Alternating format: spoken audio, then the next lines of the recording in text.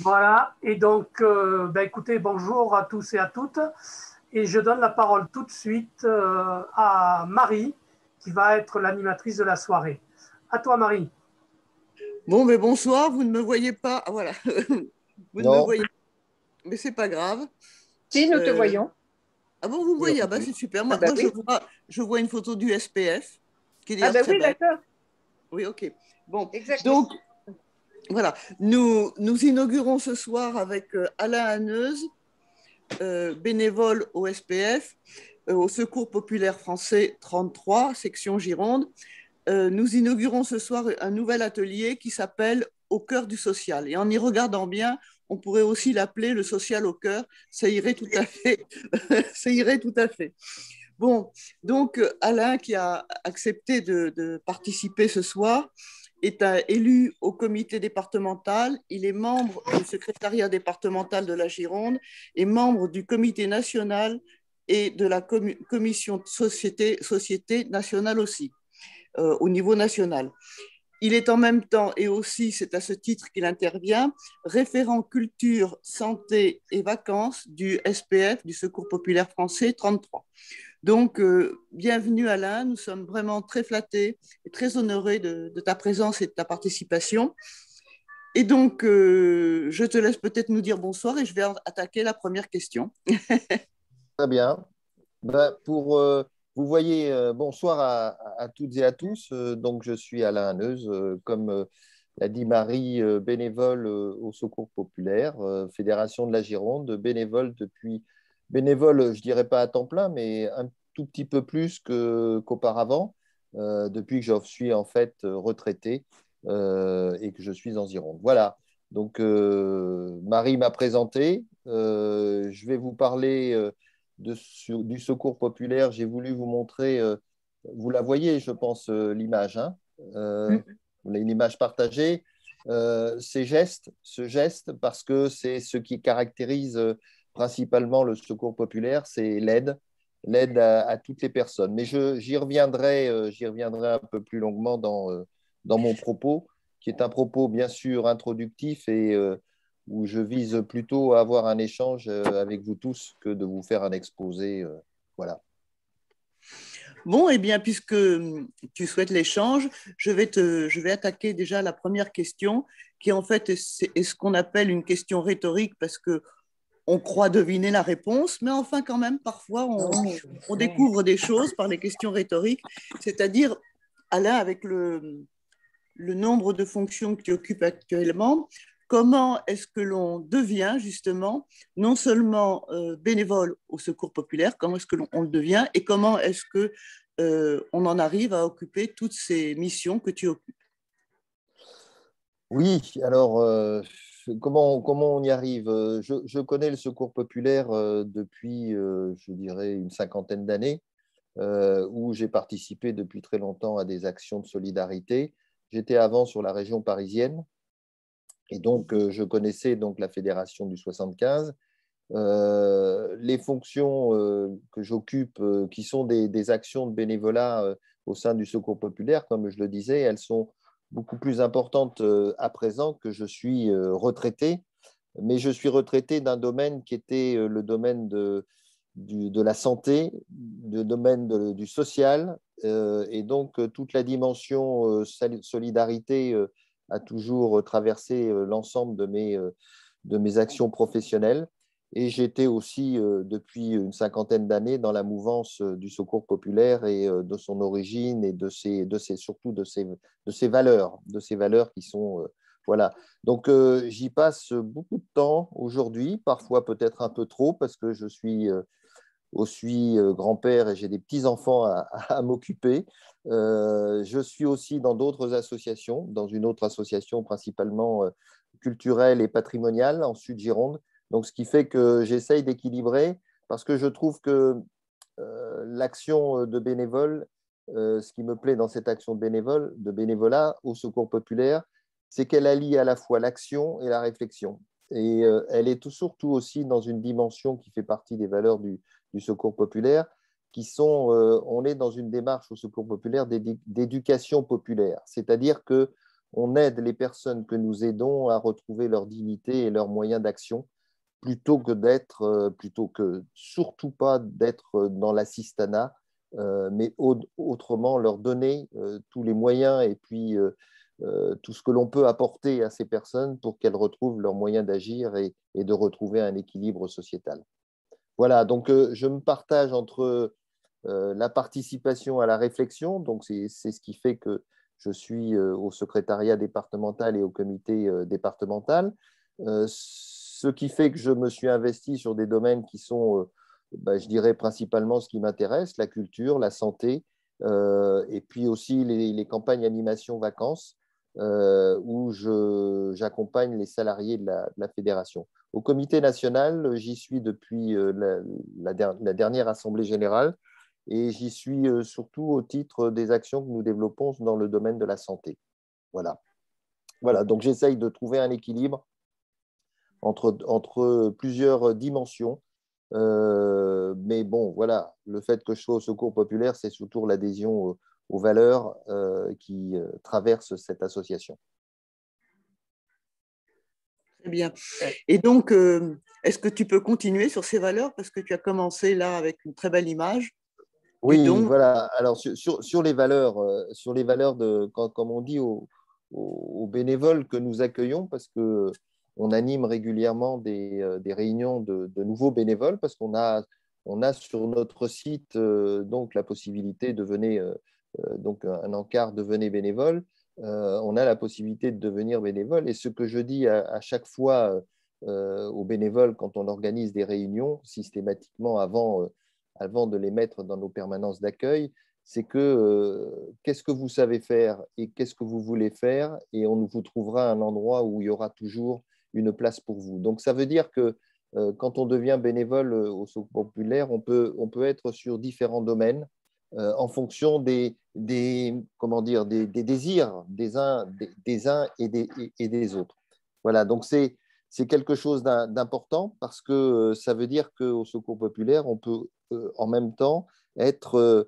le bénévole est aussi quelqu'un qui doit se faire plaisir, ce qui est aussi peut-être des valeurs altruistes, mais qui sont aussi surtout des valeurs de solidarité en fonction de ce que ça nous apporte à nous-mêmes. Donc un certain nombre de bénévoles tous les bénévoles trouvent une place dans l'association.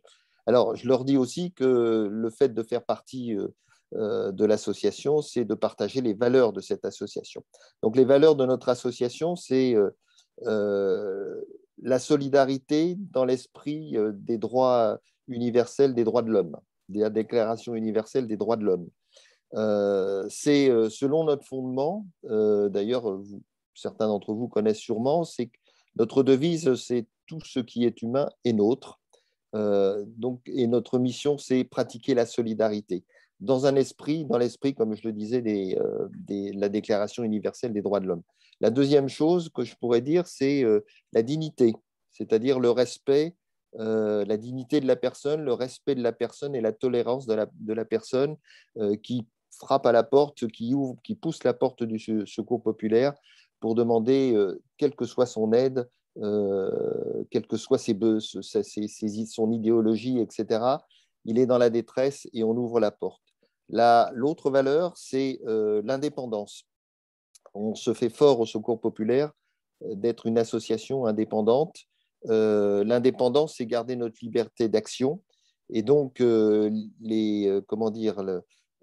cette indépendance, elle est parfois difficile, mais en même temps, c'est ce qui explique la dynamique de l'association. Je vais y revenir aussi sur les financements, mais indépendance financière veut dire qu'on ne dépend pas de financement étatique.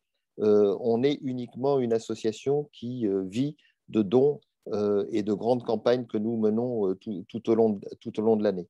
Voilà. Et puis la dernière valeur, bien sûr, c'est effectivement les actions, les multiples actions sur lesquelles on s'appuie.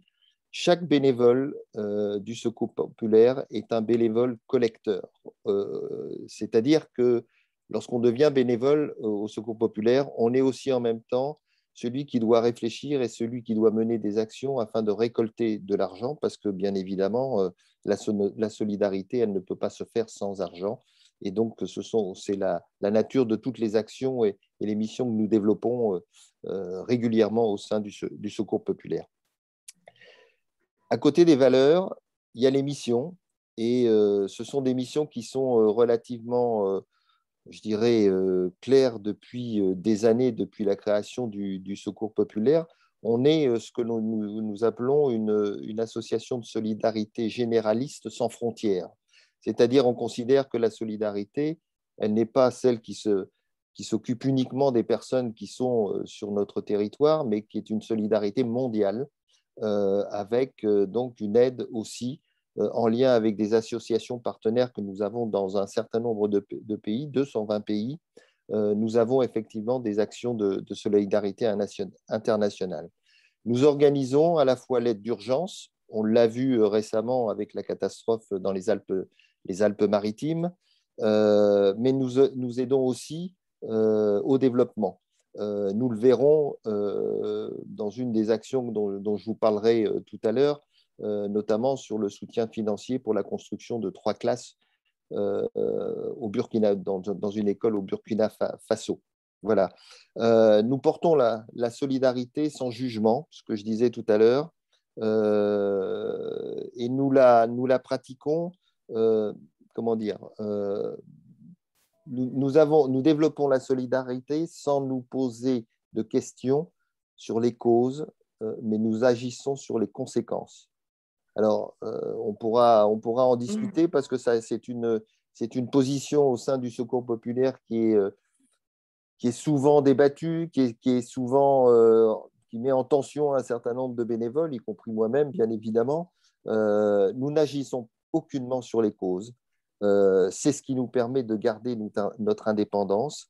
Mais en revanche, nous sommes, comme nous disons, les aiguillons des pouvoirs publics afin qu'ils agissent, ces pouvoirs publics, sur la résolution de tout ce qui sont les causes de la pauvreté et de la précarité en France et bien évidemment dans le monde. Voilà.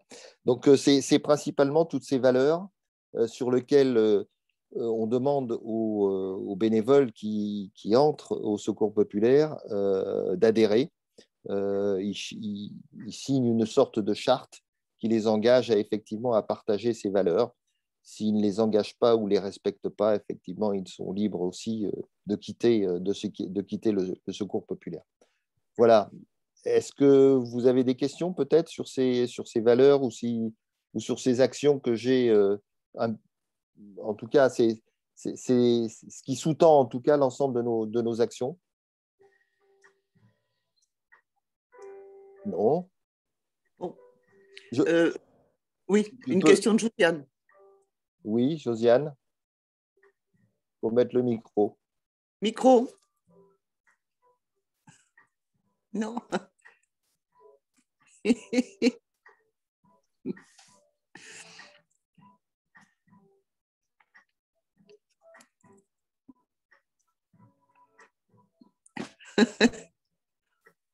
Bon.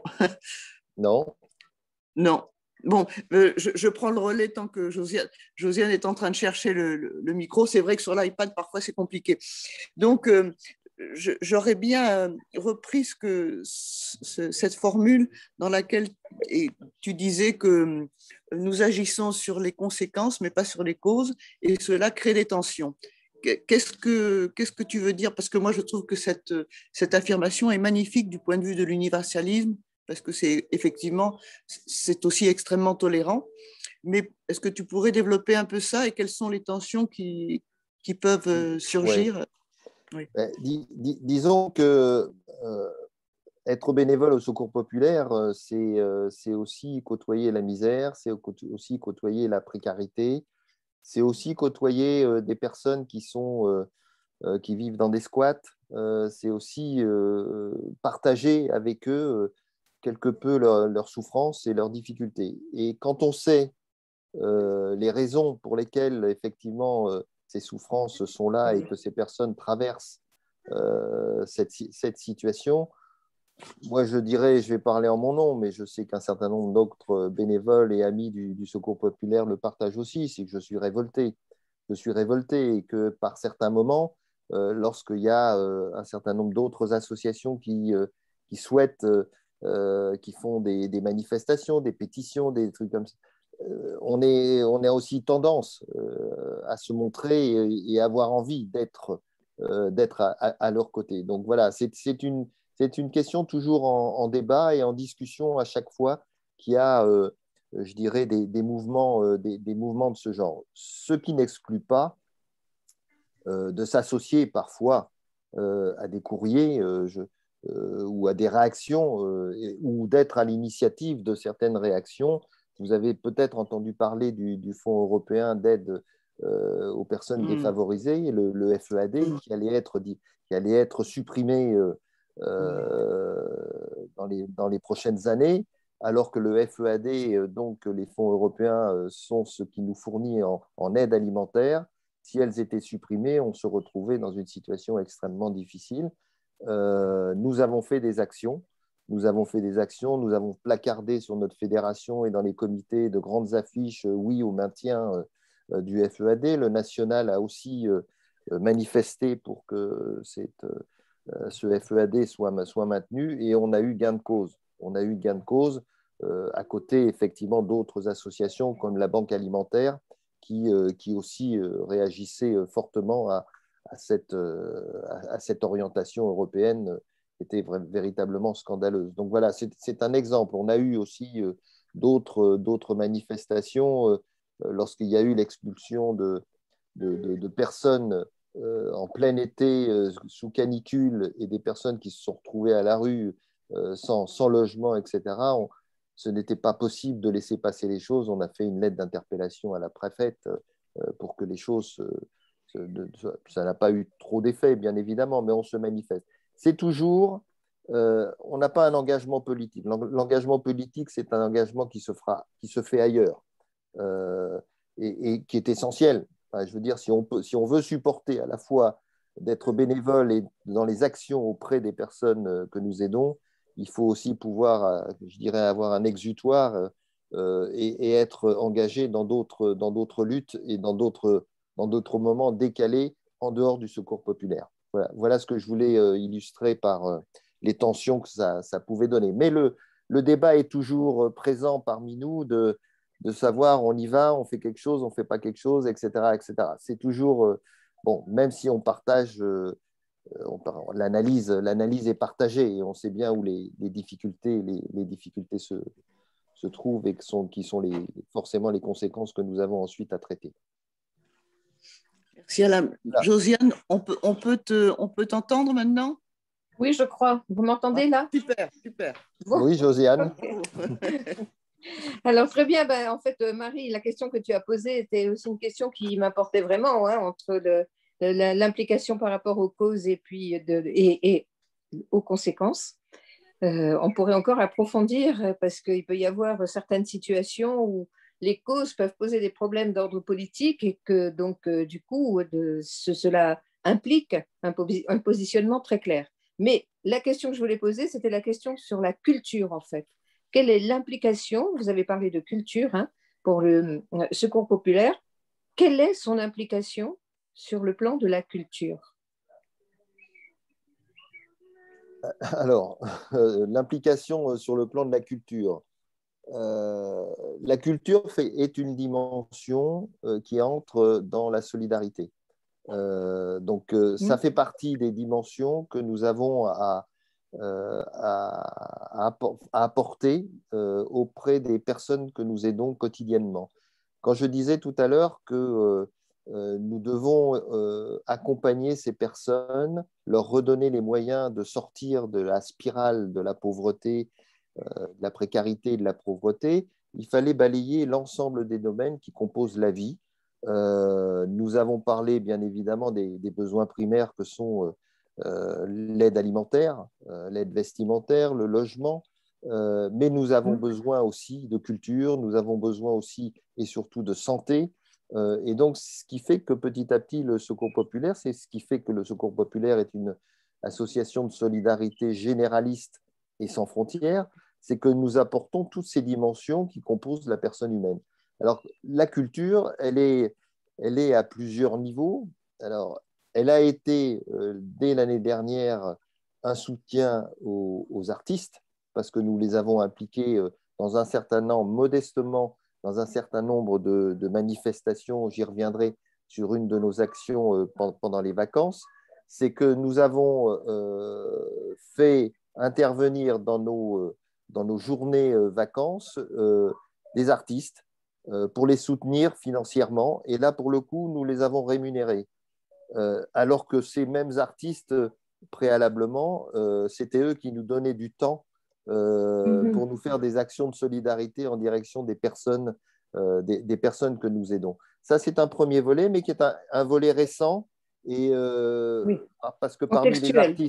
parce que parmi les artistes, il y a un certain nombre de personnes qui sont venues dans nos permanences d'accueil de solidarité. Donc des artistes dans le besoin qui sont notamment des intermittents qui sont venus dans cette dimension-là. L'autre dimension, comme vous dites, Josiane, c'est contextuel. L'autre dimension, c'est que nous avons développé un réseau de partenariats avec à la fois des artistes, je pense à Monsieur Poulet par exemple, où on a développé un certain nombre d'actions comme les calendriers dits de l'Avent. Nous avons développé un partenariat avec la MECA, la maison des, je ne sais plus, sur les quais là, de Paludat. Oui, Voilà, d'accord. pour offrir aux personnes que nous aidons donc, des expositions. On a un très très bon partenariat avec l'Opéra national de Bordeaux. Ah oui. Participons depuis 2 ans à des représentations et notamment un accompagnement un accompagnement du chœur de l'opéra. Je fais une petite parenthèse, nous avons une très belle, comment on pourrait dire, satisfaction récemment, l'année dernière, lors d'une journée de solidarité auprès des personnes que nous aidons, j'ai rencontré une maman et sa fille, mais en discutant, parce que ce qu'il y a d'important, j'ouvre encore une autre parenthèse, mais ce qu'il y a d'essentiel au secours populaire, c'est les liens humains, ce sont comment dire, oui, les relations que nous créons, les découvertes, la rencontre avec les autres. Donc, nous rencontre cette femme et sa jeune fille, puisqu'elle devait avoir, oui, 14 ans, 15 ans. Je discute avec elle, et elle me dit mais sa fille est au conservatoire de Bordeaux. Je lui dis ah bon, Oui. c'est remarquable, et elle est passionnée, oui, et elle a un projet de devenir musicienne. Non, non, non, elle veut devenir chef d'orchestre. Et je dis chef d'orchestre, mais c'est un projet Bien. merveilleux, c'est incroyable.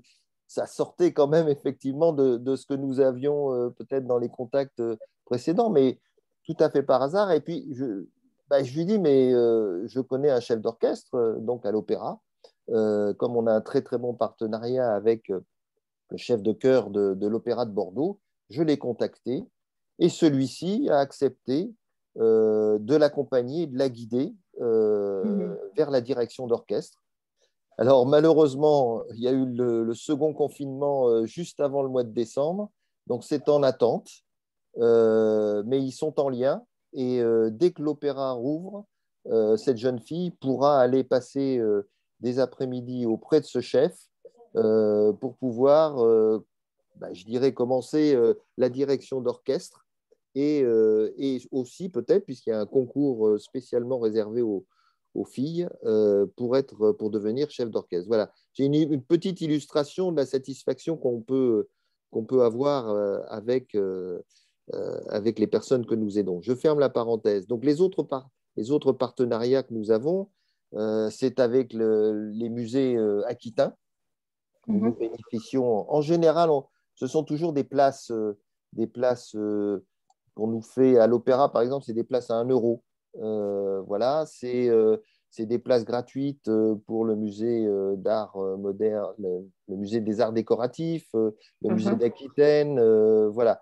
Et puis aussi avec des petites compagnies de théâtre qui viennent faire des animations voilà, auprès de nos personnes aidées quand on pouvait encore tenir des manifestations publiques.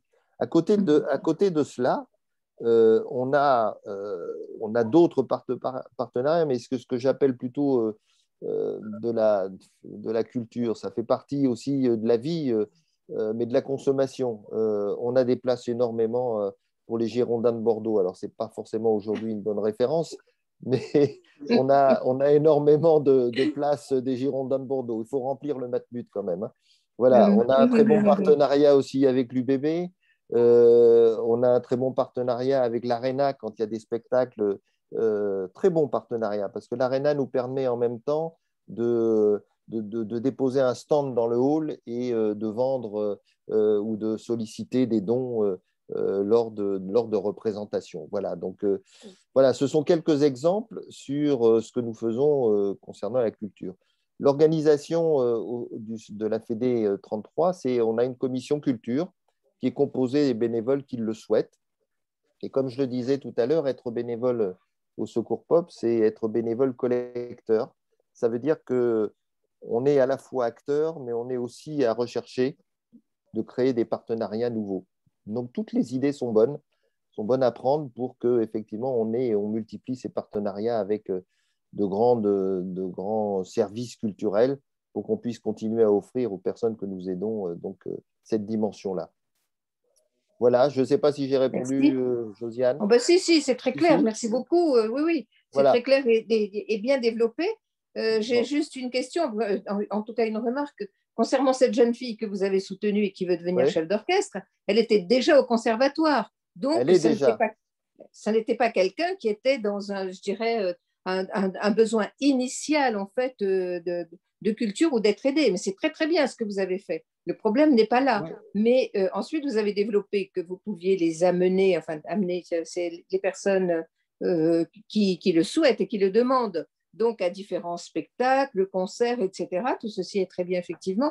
Mais du coup, pour moi-même qui suis bénévole au Secours populaire, donc sur la Brède Léognan, etc., dans ce secteur-là, il n'y a pas, alors évidemment, on est dans le Covid, là, et ça fait très peu de temps que j'y suis, mais il n'y a pas eu, me semble-t-il, justement, d'ouverture avec les personnes qui venaient chercher initialement et de la nourriture et des vêtements à cette information-là sur des possibilités de se former culturellement, etc., que ce soit à la musique, à la danse. Donc, est-ce que ceci fait partie véritablement de votre règlement intérieur? Alors, il y a plusieurs, ça m'évoque plusieurs dimensions. D'abord, il faut parler de l'organisation du SPF départemental. Il y a une fédération, il y a 33 comités ou antennes sur le département, répartis sur l'ensemble du département. La différence entre un comité et une antenne, c'est qu'un comité est indépendant, il y a un secrétaire général, il y a un secrétariat, il y a une autonomie interne.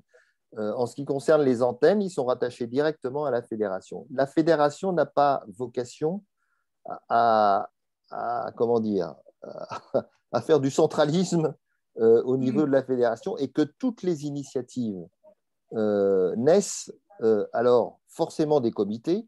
La fédération peut être incitative, à dire est-ce qu'il y a quelqu'un qui voudrait développer là-dessus, sur la santé, sur la culture, etc.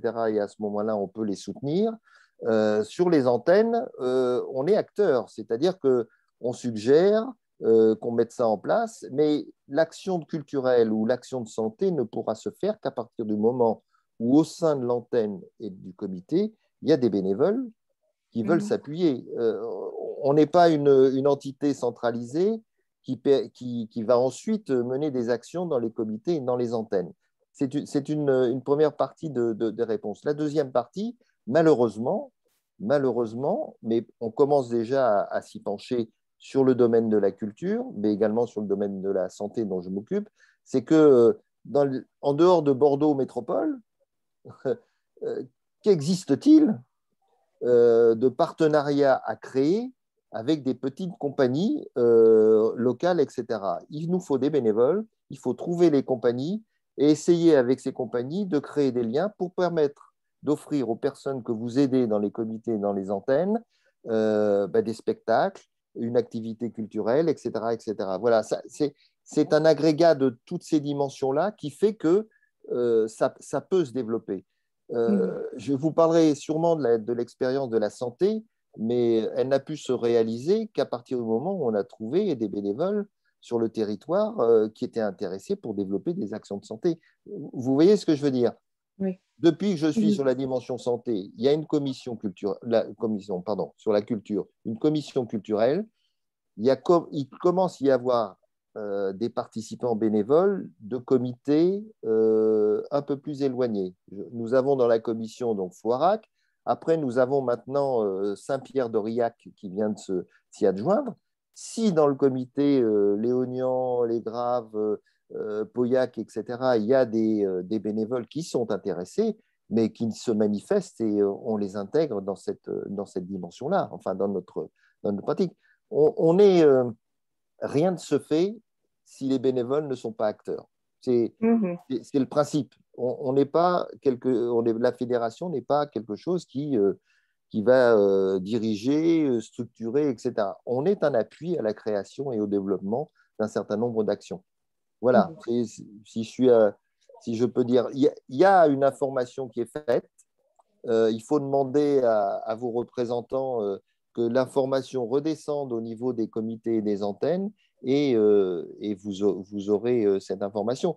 Ce qui est vrai, c'est que dans le partenariat que nous avons développé sur Bordeaux, on a très peu de personnes, par exemple, du Sud-Gironde, parce qu'on a des problèmes de logistique, on a des problèmes de transport.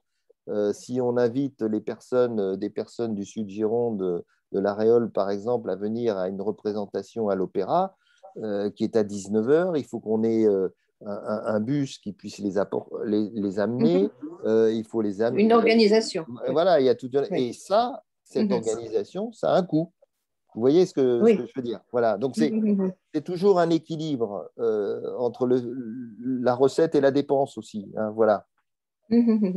Autre question, si je peux me permettre, qui revient à la culture. Hein. Et est-ce que ces personnes qui viennent chercher avant tout de quoi se nourrir, c'est ce que nous voyons en tout cas, hein, ou bien s'habiller, ce qui est une deuxième chose essentielle, est-ce qu'il y a aussi des propositions pour apprendre à écrire, apprendre à parler, apprendre la langue? Est-ce que ceci fait partie quand même des données fondamentales? Absolument. Alors, ça fait partie de la culture, mais voilà, est-ce qu'on s'en préoccupe quand ces personnes viennent s'inscrire pour demander de l'aide? Est-ce qu'il leur est proposé de pouvoir apprendre le français s'ils ne le connaissent pas, écrire? Enfin, alors, je dirais oui, d'une manière générale au Secours populaire Fédé 33. Après, dans le détail, je ne peux pas vous dire localement dans les permanences d'accueil de solidarité et de santé comment se développe l'accompagnement. Ce que je peux vous dire, c'est que sur Bordeaux et Bordeaux Métropole, oui, ça existe. La fédération a ouvert sur Bordeaux il y a 3 ans maintenant, l'espace famille, qui est rue Malbec, qui sont les anciens locaux de la fédération. Et dans ces locaux sont développées des langues, des formations, le FLE, formation langues étrangères pour les personnes qui le souhaitent, formation informatique. C'est un espace également réservé aux familles avec la possibilité de laver son linge, il y a une machine à laver. Et puis, il y a aussi un accueil enfant qui est tout à fait possible. Donc, ça fait partie. Si on prend la démarche d'accueil d'une personne qui demande de l'aide au Secours populaire, il est d'abord accueilli par une personne dans un local confidentiel, si on peut dire, un espace qui permette en tout cas une certaine intimité. Et on essaye, dans la mesure où la personne accepte, de connaître un peu plus sa situation. La barrière de la langue est bien sûr, si je vous dis par exemple que sur l'antenne Amédée Alains de Bordeaux, qui est la plus grosse antenne, qui est à côté de la place de la Victoire, 77 nationalités fréquentent cette permanence. C'est la plus grosse permanence c'est la seule sur Bordeaux, effectivement. Donc, nous avons avec les personnes qui demandent de l'aide, un accueil personnalisé où on balaye l'ensemble de la situation. Plusieurs choses. Ce qu'ils sont, là où ils en sont, là où ils habitent et leurs ressources. Alors, ça paraît peut-être comme ça à distance un questionnaire. Ce n'est pas fait sous ce mode-là, mais ça a un double objectif. À la fois de prendre la personne et de l'accompagner d'une manière dans sa globalité. Est-ce que vous sortez? Est-ce que vous faites ci? Comment les enfants sont? Etc. etc. Est-ce que vous êtes suivi par un médecin? Etc. etc. Donc, de prendre la personne dans sa globalité. Mais ça permet aussi, lorsqu'on leur demande leurs ressources, d'évaluer leur participation. Je vous disais tout à l'heure que nous ne sommes pas dans une démarche d'assistanat, mais nous sommes dans une démarche, selon une démarche d'éducation populaire, dans une logique de leur redonner l'ensemble des moyens pour se sortir de cette spirale de la pauvreté. Donc, tout cela fait que nous connaissons au mieux les personnes qui veulent bien partager, parce que là aussi, il y a parfois une certaine réticence. Mais si vous êtes déjà dans une permanence, vous savez comment les choses peuvent se passer. Après, le principal pour eux, c'est bien évidemment l'aide alimentaire. On dit souvent que c'est une porte d'entrée. Pour leur dire à certains bénévoles, vous savez, est-ce que ça vous intéresserait d'aller à l'opéra? Ils ouvrent des yeux parce que c'est complètement en décalage par rapport à ce qu'ils connaissent. Voilà, les enfants, on peut leur proposer un certain nombre de choses. Voilà, pour illustrer un petit peu votre question. Merci, c'est très clair, merci. Bon, si je puis me permettre de compléter, nous sommes rentrés en contact, Alain, grâce à, alors je ne sais pas quelle est sa responsabilité dans la commission culture, grâce à Pauline de Bortoli, voilà, que j'avais contacté et Josiane était associée dans cette démarche pour justement pouvoir nous impliquer un peu plus au niveau départemental. Malheureusement, ça n'a jamais fonctionné parce que, bon, le Covid, ci et ça, mais ça fait bien facilement 6 mois que je suis rentrée en contact avec Pauline et apparemment, on est un peu en stand-by à cause du Covid ou je ne sais pas. Enfin bon, voilà. En tout cas, ça n'a pas prospéré. Voilà. Oui, mais alors, Pauline est une personne, est une salariée de la fédération. Elle est une des 7 salariés de la fédération avec laquelle, à chaque salarié est attaché un élu.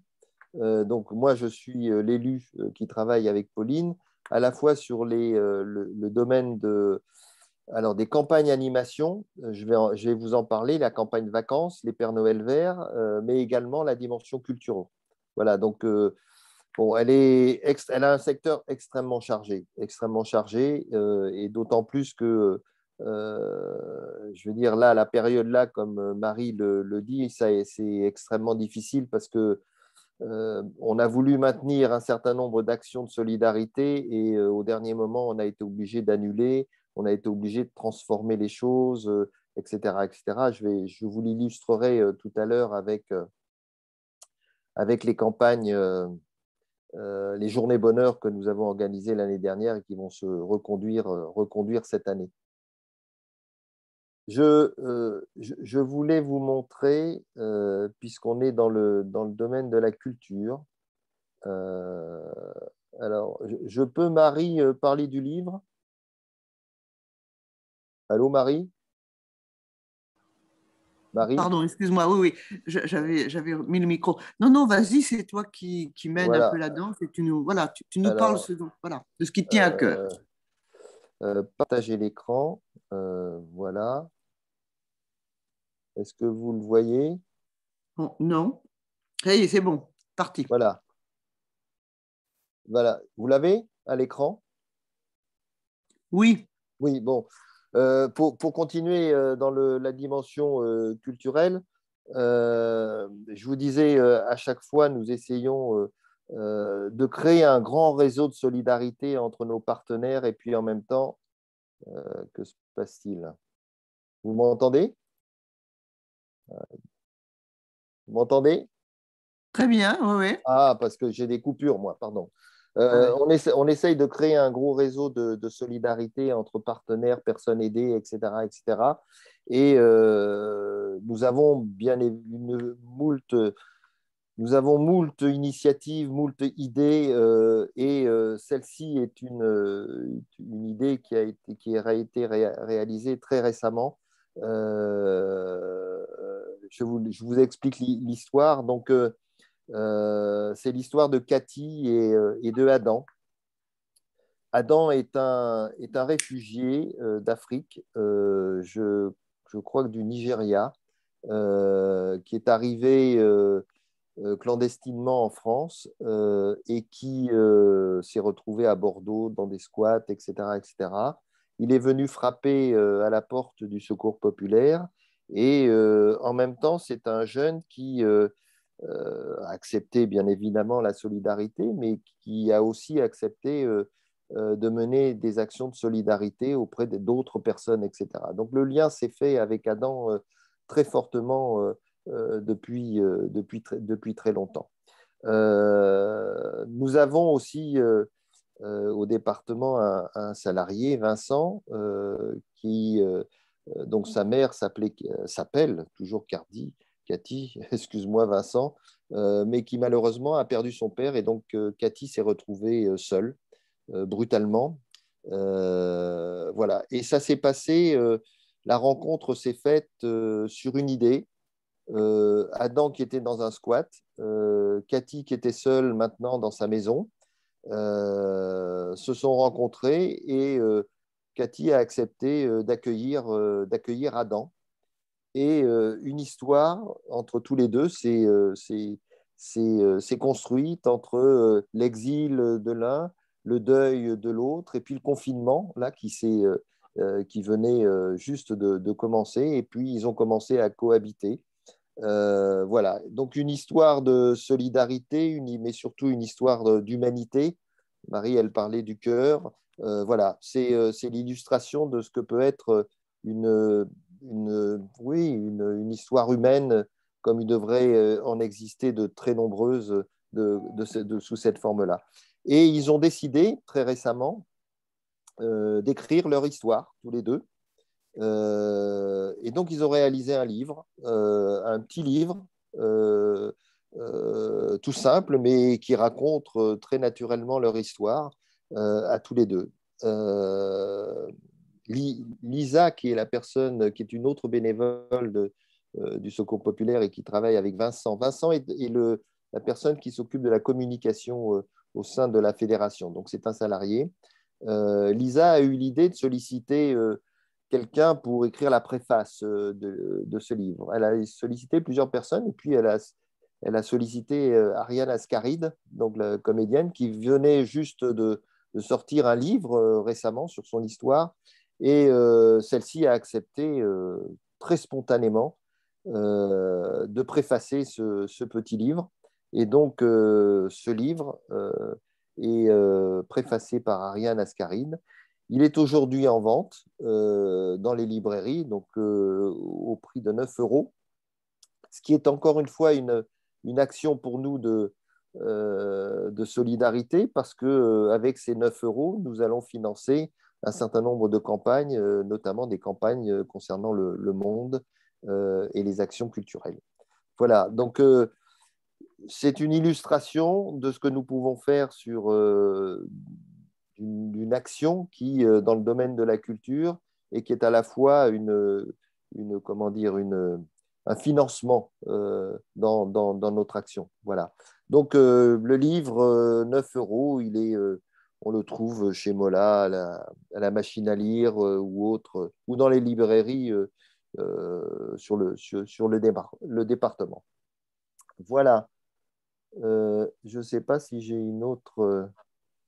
Est-ce que vous avez des questions sur. Félicitations pour la qualité de l'image et de la photo. C'est magnifique. Ouais, non, je trouve que c'est une très, très, très belle, réussite, ce livre. Qui vous a fait cette image? Je ne sais pas. Je ne pourrais pas dire. L'image, non, je ne sais pas. Je ne pourrais pas dire. Crédit photo, Pumo. Ah ben voilà. Ça ça. peut-être lui. Mhm. Voilà. Donc sur les actions culturelles récentes, ça c'est la dernière. En tout cas, c'est la dernière que nous avons mis et développée. Et voilà.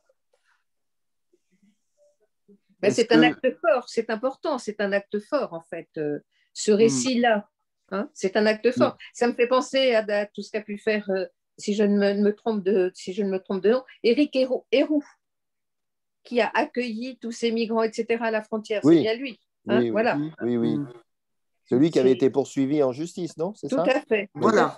Oui, oui, oui, absolument. Cédric Héroux. Cédric, oui. Ouais.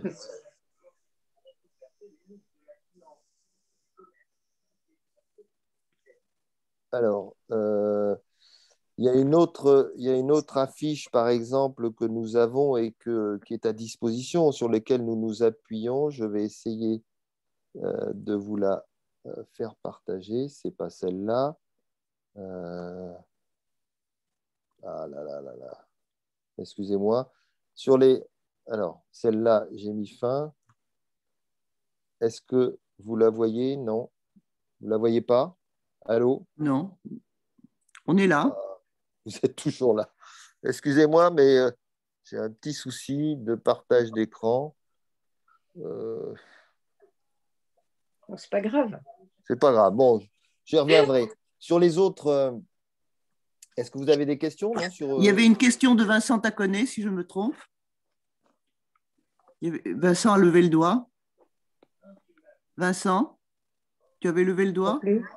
Ton micro. Ton micro, Vincent. Ah.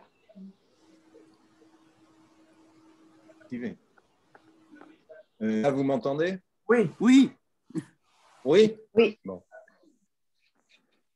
Oui, je voulais ajouter simplement que par rapport à cet ouvrage, par rapport à ce bouquin, je voulais ajouter deux choses, puisqu'il se trouve que j'ai eu le plaisir, l'honneur et l'avantage, non pas d'être à l'origine de ça, mais de connaître un peu l'origine de la création de ce bouquin. Donc, la première chose que je voulais dire, c'est que donc Vincent Bordas a écrit un texte il y a maintenant un an ou presque sur cette histoire de l'extérieur et de l'intérieur, puisque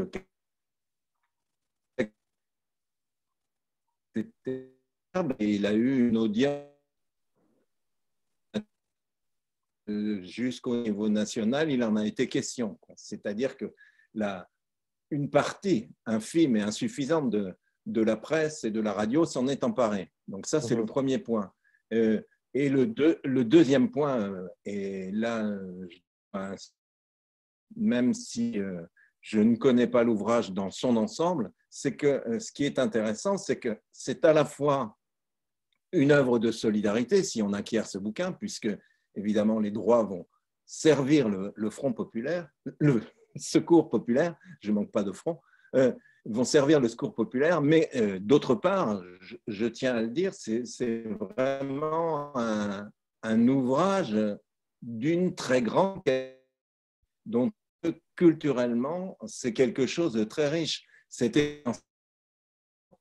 Elle est à la fois, comment dire, exceptionnelle, si je puis dire, parce que je ne connais pas des équivalences vagues, bien sûr, mais une équivalence comme celle-ci de l'histoire de Cathy et Adam, la rencontre entre un deuil, l'intérieur, qu'ils ont vécu le confinement ensemble, on le suppose avec des crises, mais de façon totalement positive et tournée vers l'extérieur en même temps que permettant un partage entre eux. Donc ça, c'est déjà quelque chose d'exceptionnel, mais je crois qu'on peut ajouter à ce que je viens de dire que le caractère exceptionnel de l'expérience est doublé d'une qualité exceptionnel de ce petit ouvrage à partir du peu que j'en connais jusqu'à maintenant. Voilà. D'accord. Et je suis d'accord avec Marie, j'avais un peu peur pour la couverture, pour le flyer. J'avais sans doute peur d'avoir peur, mais je m'inquiétais un peu, je me demandais ce qui allait être proposé, quoi. Et je trouve cette photo montage est absolument superbe. Mmh. Absolument. Absolument. Et qu'Ariane Ascaride se soit impliquée, c'est un vrai bonheur. À moins que vous ayez d'autres questions concernant ce livre, mais merci Vincent de nous donner dans le détail l'origine. Effectivement, c'est Vincent qui avait écrit ce texte. Et merci de rappeler aussi que les droits d'auteur et l'ensemble des gains de ce livre reviendront à toutes les actions de solidarité que nous allons développer. Je vous mets en affiche une de nos affiches qui devrait exister dans les comités antennes. C'est nos actions en direction du sport ou les activités culturelles. Nous finançons dans nos activités pour les familles que nous aidons et les enfants, les licences sportives ou les abonnements à des activités culturelles pour compléter ce que je disais sur la dimension culturelle de tout à l'heure. Le domaine est vaste. Une autre idée qu'on est en train de creuser, c'est que dans une logique d'éducation populaire, on est en train d'étudier parmi les personnes que nous aidons si certaines personnes ont envie de partager leur activité artistique et culturelle de leur pays d'origine.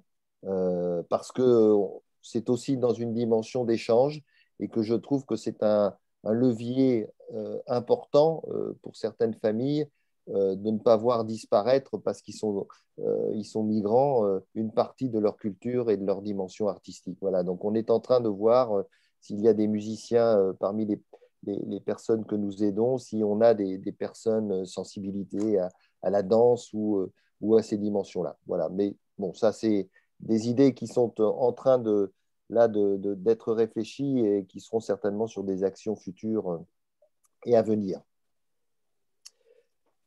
Voilà. Dominique pose une question. Il demande au sujet de la mission santé. Alors, je n'ai pas de petite plaquette concernant la dimension santé, mais non, je ne vais pas vous mettre ça. J'arrête le partage d'écran. Alors, sur la dimension santé, l'aventure de la dimension santé, la solidarité santé au Secours populaire 33 a commencé il y a 2 ans et demi à peu près. Comme je le disais tout à l'heure, je suis dans ma vie précédente professionnelle, j'étais dans le domaine de la santé. Donc, pour monter un relais santé, comme on appelle au Secours populaire, une antenne santé, il fallait au minimum qu'il y ait un médecin et une petite équipe de personnes sensibilisées aux questions de santé. Ça s'est présenté il y a 2 ans et demi parce qu'un médecin est venu taper à la porte du Secours populaire en disant qu'il voulait mener des actions de santé. Et donc, ce médecin ainsi que moi-même, on a commencé à réfléchir de la manière dont on pouvait construire cela. L'antenne Amédée Alain, toujours à Bordeaux, est l'antenne qui se prêtait le plus à mettre en place une consultation médicale. Celle-ci a été créée en 6 mois de temps au sein de cette antenne bordelaise. On s'est dit que les meilleurs moments pour aborder les questions de santé, outre l'entretien à l'accueil qui se fait, c'est d'être dans la salle où les personnes attendent d'être servies sur le plan alimentaire et d'aller vers eux et petit à petit de les amener vers est-ce que vous êtes couvert au niveau santé, est-ce que vous avez des problèmes de santé, etc. Donc ça a commencé à se faire et puis ça s'est arrêté au bout de 9 mois parce que il y a eu une grande difficulté sur les bénévoles santé à trouver leur place parmi les autres bénévoles chargés de la dimension alimentaire. C'est une cohabitation qui a été extrêmement difficile à réaliser.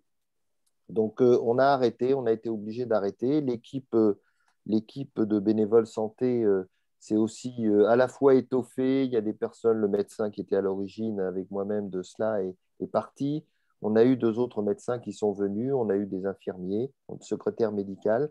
Et on a commencé à penser différemment le développement des actions de santé. Ce que nous avons fait, c'est essayer de construire un partenariat avec je dirais des partenaires médicaux. Donc, on a recherché ces partenaires, on les a créés et nous en sommes aujourd'hui à développer des actions de prévention santé au moment des distributions alimentaires, même si la période ne s'y prête pas, puisque effectivement, petite parenthèse, la période Covid fait que la distribution alimentaire se fait sur rendez-vous et sous forme de colis. Le libre-service qui existait souvent dans certaines permanences d'accueil ne peut plus se tenir, donc les personnes font la queue à distance, sur rendez-vous, etc. et on leur donne un colis. Donc, sur les questions de santé, c'était extrêmement difficile de se lancer autrement. Donc, on tient aujourd'hui, il y a eu 3 stands de santé qui ont pu se tenir sur une antenne du Secours populaire qui se trouve à la Benauge, où un de nos partenaires vient aborder des questions les questions de santé, des grandes questions de santé publique, comme la prévention des cancers, le diabète, les maladies cardiovasculaires, les addictologies, voilà. Donc, on est petit à petit, et ça marche bien parce que les personnes s'y présentent et adhèrent à cette démarche-là. À chaque fois qu'il y a un stand avec un partenaire, nous avons un de nos médecins qui y participe, qui permet de reprendre avec les personnes qui se présentent les problèmes de santé et de les orienter vers les partenaires que nous avons. Les partenaires santé que nous avons, ce sont les PASS qui existent dans les hôpitaux, les permanences d'accueil de soins et de santé. Il y en a un par territoire rattaché à l'hôpital. Donc, il y en a à Bordeaux, il y a des partenariats dans le Médoc avec l'hôpital de l'Espar, la clinique de l'Espar. Il y en a l'hôpital de Libourne, etc. Donc, le territoire est aujourd'hui couvert par ces liens avec les partenaires. On a un gros partenariat avec le groupe Saint-Gatien qui gère les cliniques Tivoli, l'ancienne Tivoli, Tondu et puis Sainte-Anne à Langon. On a des partenariats avec l'école d'optique, donc ce qui nous a permis d'avoir des lunettes pour un certain nombre de personnes que nous aidons. On commence à développer, là c'est tout récent, il y a à peine un mois, un partenariat avec l'Union des chirurgiens dentistes. Donc on va avoir des dépistages bucco-dentaires. Petit à petit, c'est un réseau qui se crée. Pareil, ça s'appuie sur une commission santé avec une salariée, Angéline, qui arrive au 1er mai d'ailleurs, mais qui était bénévole auparavant et qui a commencé à structurer les choses. Ça avance bien et on est assez content du développement de cette dimension santé. La première des choses qui a été nécessaire sur les personnes que nous rencontrions, c'était de voir s'ils avaient leurs droits ouverts, parce qu'avec leurs droits ouverts, ça leur permet d'être soignés dans les structures, notamment hospitalières, etc., même si celles-ci ne refusent pas les soins. Autre gros partenaire aussi, c'est la CEPAM. Nous avons un partenariat avec la CEPAM de la Gironde qui organise des visites, des bilans de santé, et donc nous pouvons adresser les personnes au centre de santé qui est à Bègles. Voilà. Et la CEPAD, excusez-moi, qu'est-ce que c'est que la CEPAD? Ah oui, la CEPAM, la caisse primaire d'assurance maladie, donc de la Gironde en l'occurrence. Voilà. Il y en a dans chaque département. Et c'est une structure qui effectue des bilans de santé, entre autres. La santé mentale. Alors, la santé mentale, on a un partenariat. On a un partenariat avec Charles Perrins et la passe de Charles Perrins. Mais on est encore dans un balbutiement, on va dire, parce que la santé mentale, c'est une dimension qui traverse, je dirais, la totalité des individus et des personnes que nous accompagnons, et c'est extrêmement difficile à appréhender. Néanmoins, on a eu 2 actions importantes. On a eu une action en direction des bénévoles sur le geste au premier secours concernant les pathologies mentales. C'est une formation qui est un parallèle un peu à la formation des gestes premier secours médicaux et généralistes. Donc, on a eu cette première formation avec notre partenaire qui était la Croix-Rouge, là, cette fois-ci, l'école de la Croix-Rouge qui a assuré cette formation. On est aussi en lien permanent avec la passe de Charles Perrin, comme je disais tout à l'heure, qui est la permanence d'accueil de soins et de santé, où ils ont une équipe qui se déplace lorsqu'il y a des difficultés avec des personnes aidées. Mais on en est, encore une fois, la pathologie mentale ou les pathologies mentales consécutives à des problèmes d'addictologie ou de consommation de produits psychotropes, c'est quelque chose qui est extrêmement difficile. On le rencontre quotidiennement et c'est quelque chose qui est extrêmement difficile à gérer. On a un autre contact, mais la période Covid là, rend difficile les rencontres avec la direction de l'hôpital Charles Perrins. Alors, peut-être plus dans une dimension, dans des actions en direction des étudiants, parce que vous savez aussi que les étudiants ont été fortement touchés et sont toujours fortement touchés par cette période-là. Donc, on est à réfléchir à des accompagnements spécifiques concernant cette catégorie de personnes. Une petite parenthèse sur les étudiants. On a ouvert depuis un peu plus d'un mois une permanence étudiante d'accompagnement spécifique pour les étudiants à l'espace famille rue Malbec, qui fonctionne tous les samedis après-midi et qui fait que les étudiants peuvent venir là pour soit discuter, soit rencontrer, soit s'informer sur les aides possibles et les orientations possibles. Et la fréquentation a été, dès le premier samedi, quelque chose qui nous a fortement marqué. Dernière information peut-être, le National organise dans le cadre de la commission santé des conférences pour les bénévoles concernant la détresse psychologique. Et on s'est aperçu aussi, bien sûr, il y a une détresse psychologique concernant les personnes que nous aidons, mais également parmi nos bénévoles, qui nécessitent parfois qu'on les accompagne ou au moins qu'on soit attentif aux personnes qui peuvent effectivement sombrer dans des difficultés importantes. On parle aussi parfois du burn-out du bénévole. C'est une dimension qui nous a été partagée la semaine dernière lors de cette conférence avec une personne du National. Voilà, je ne sais pas si j'ai répondu. J'ai été très vite là sur la question de la santé mentale. Dominique dit que c'est très bien. Dominique dit que c'est très bien. Sur le logement, j'ai peu d'informations. On est, il y a non, ça m'évoque, je vais par association d'idées. On a une très très belle expérience sur Bègle. Bègle, il y a plusieurs squats sur Bègle. Donc, c'est effectivement des conditions extrêmement difficiles. Vous le savez aussi, il y a il y a aussi une cité qui a été évacuée très récemment et des personnes se retrouvent à la rue sans possibilité de relogement. D'ailleurs, dans une période où les expulsions n'étaient pas encore autorisées, mais Madame la préfète a préféré néanmoins agir de cette même façon.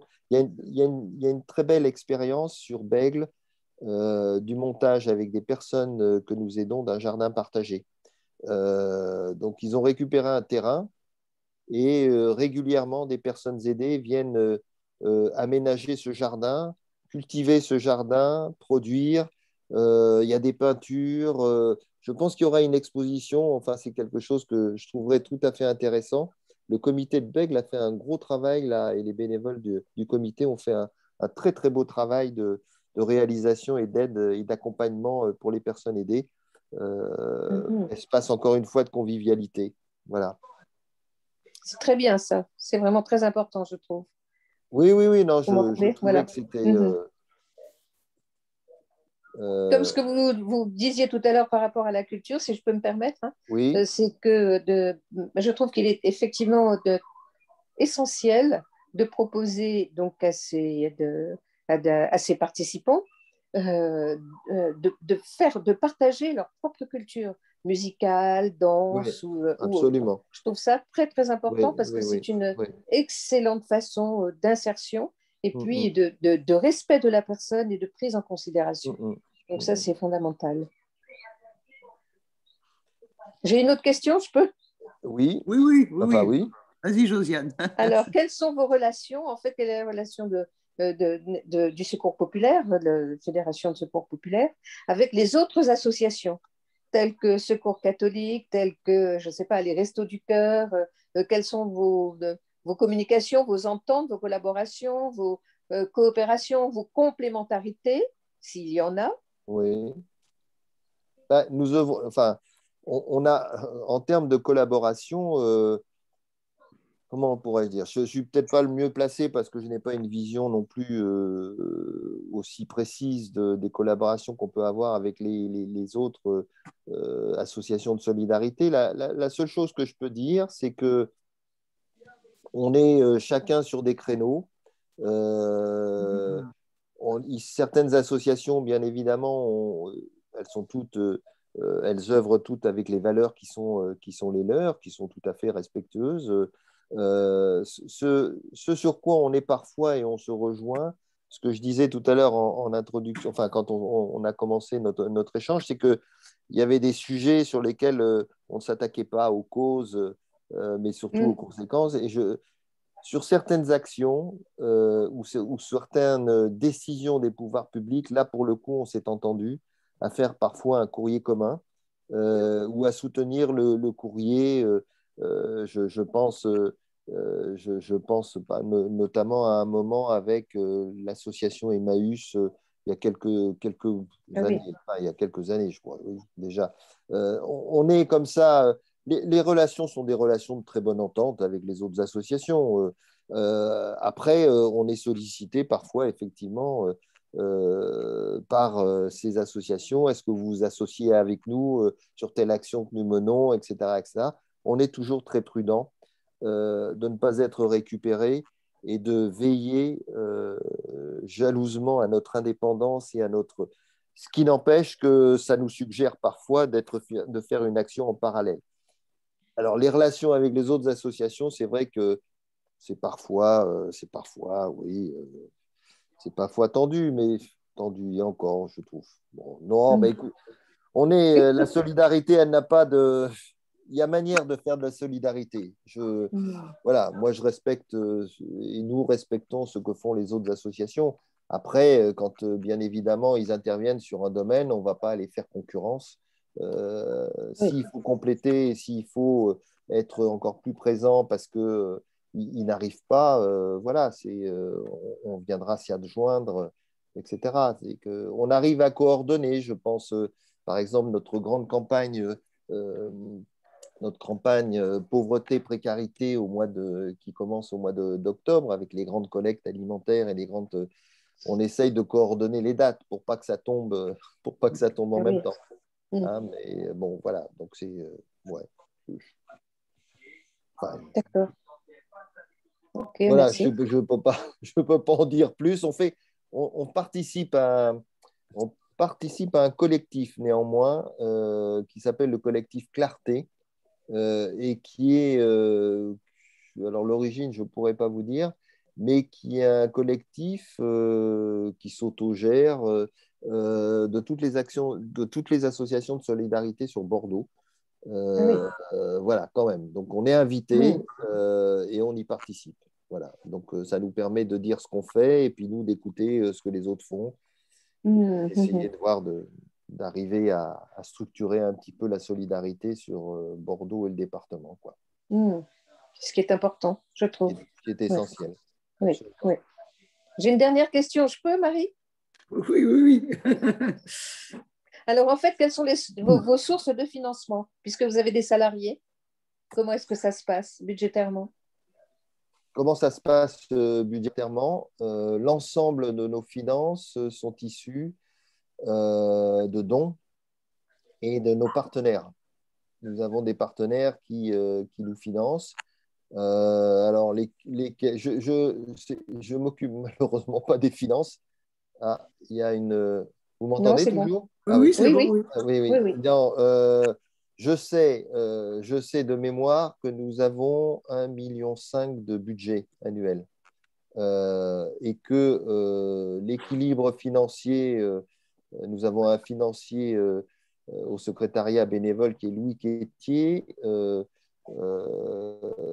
Je sais que 80%, alors attendez, de mémoire, nous avons 50% qui sont les financements de nos donateurs et de nos grands donateurs, nos partenaires. Et la deuxième chose, c'est toutes nos actions que nous développons pour mener à bien nos campagnes. C'est-à-dire que, et d'ailleurs cette année, nous sommes fort en peine puisque le Covid, l'épidémie de Covid nous a empêchés de mener à bien toutes nos actions de solidarité que nous menons. C'est-à-dire que nous organisons des braderies, nous organisons la chasse aux œufs pour nos campagnes monde au mois d'avril. Tout ça, c'est tombé à l'eau. Voilà, donc tout ça, ce sont des financements. Le Don Action, récemment, qui s'est terminé le mois dernier, qui sont des moyens, qui est la tombola, sûrement, que vous en avez entendu parler. Ah oui, oui. Voilà, donc tout cela fait le financement du secours populaire. D'accord. Voilà. Je suis assez vague là, sur cette dimension-là parce que c'est vraiment pas une partie. Je sais que c'est important. Mais voilà. Mais notre indépendance financière, elle est essentielle. Et puis nous recevons effectivement des subventions qui descendent de du national sur un certain nombre de domaines. Voilà. D'accord. Qui peuvent venir de la région, qui peuvent venir de départements, qui peuvent venir de ministères, en fait. Alors, après, au niveau national, je ne sais pas comment se passe ce financement. Ce que je sais, c'est qu'il y a un certain nombre de financements et de grandes entreprises qui font des dons au Secours populaire et le Secours populaire national redispatche dans les 96 fédérations du Secours populaire. Merci. Voilà. Est-ce que... Question de Dominique Belougne. Oui. Question, n'y a-t-il pas de risque d'instrumentalisation par les municipalités?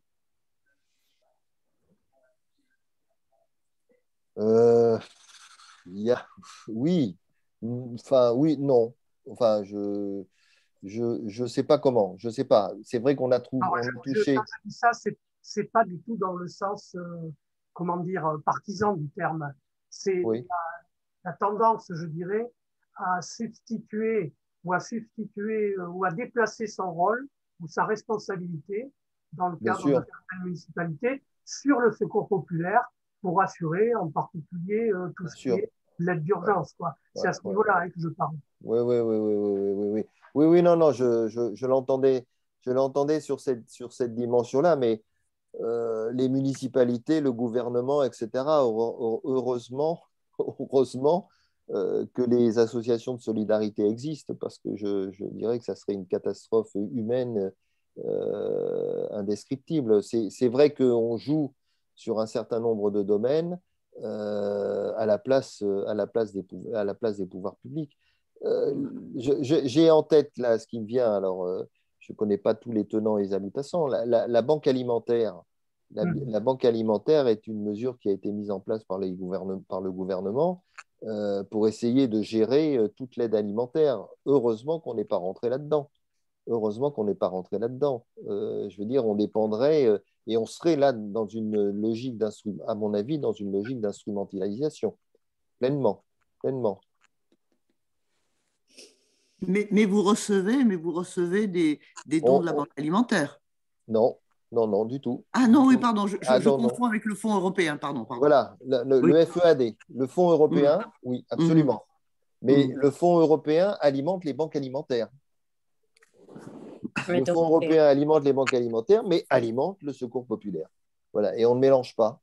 On ne mélange pas. Et là, pour le coup, on ne veut pas rentrer dans c'est bien que Dominique le souligne, dans une instrumentalisation qui serait, on rentre dans un système où on perd notre indépendance par rapport à la solidarité. Si on veut continuer la solidarité, il faut absolument qu'on soit indépendant et qu'on ne soit pas à la merci des pouvoirs publics. Sinon, à un moment, on pourrait dire non, vous ne touchez plus rien, et puis voilà, on ne pourrait plus rien faire. Voilà. Donc on a notre... Et ça fonctionne. Ça fonctionne depuis 75 ans quand même. Il y a Michel, un des participants qui vient de partir, qui te remercie vivement pour ton intervention et pour la clarté de tes propos. Merci. Voilà. Oh là là, il est 20h22. Oui, j'étais en train de m'inquiéter. Voilà. J'ai deux petites affiches que je voudrais vous montrer. Oui. Avant de vous laisser. La première, voilà, partager l'écran. Vous la voyez? Oui, elle est belle aussi celle-là. Voilà. Donc, quand je vous disais association de solidarité sans frontières, généraliste sans frontières, nous avons un partenariat avec une association au Burkina Faso, déjà de longue date, et actuellement, on a un projet de soutenir la création de 3 classes supplémentaires dans cette école à Saaba. Saaba est au nord du Burkina Faso.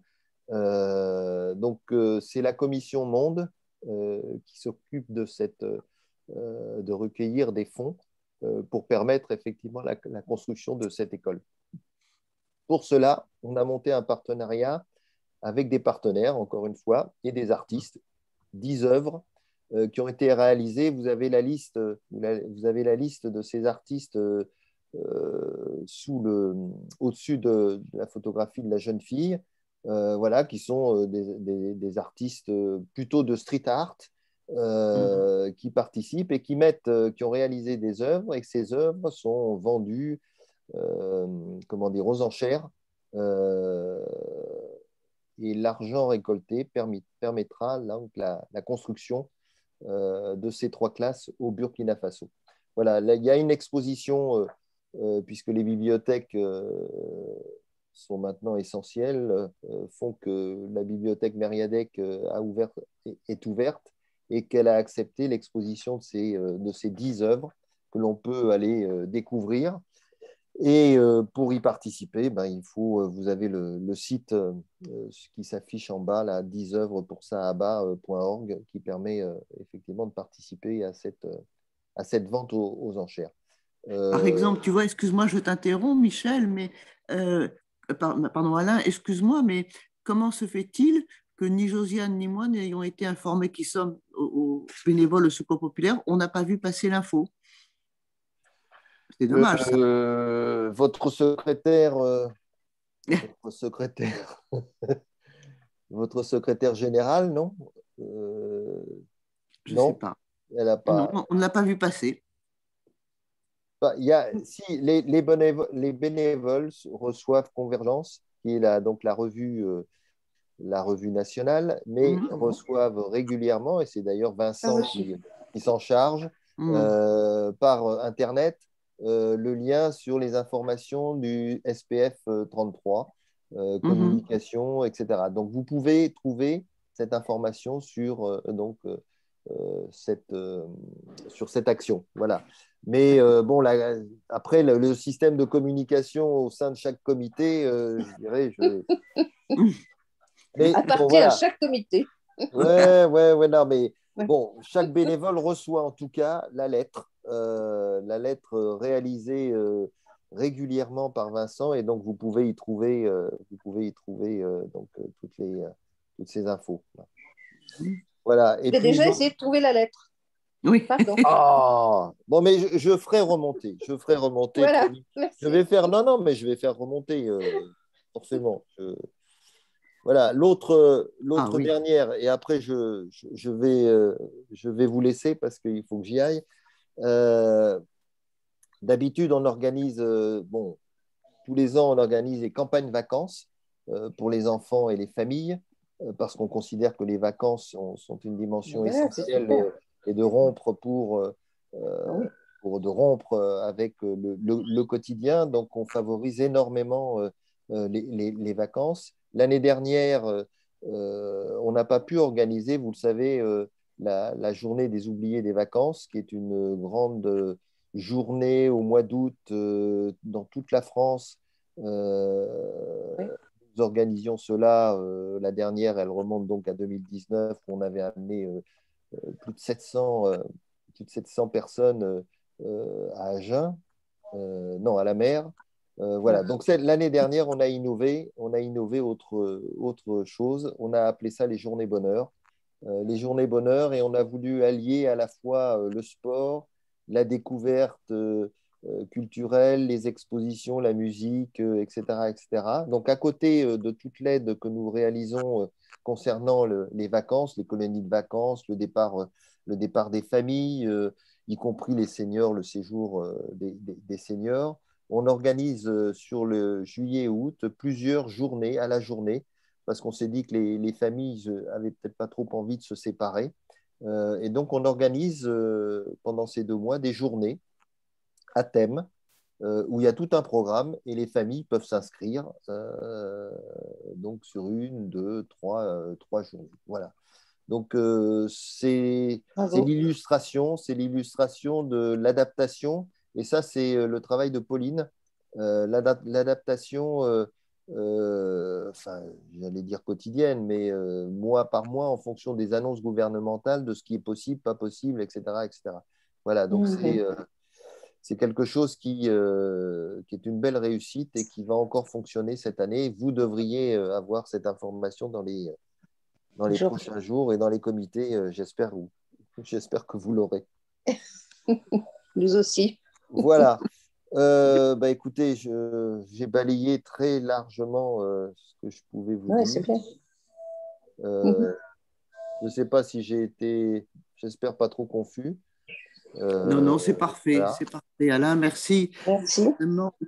Merci, je crois qu'on va tous se quitter là avec toi. Hein. Bon. Et vraiment, nous te remercions de tes informations, de ta participation, etc. Vraiment, tu vois, Dominique te dit aussi merci. Enfin, bon. Merci à vous. Merci à vous, et puis à bientôt, Josiane et Marie, sûrement lors d'une assemblée générale ou autre. D'accord.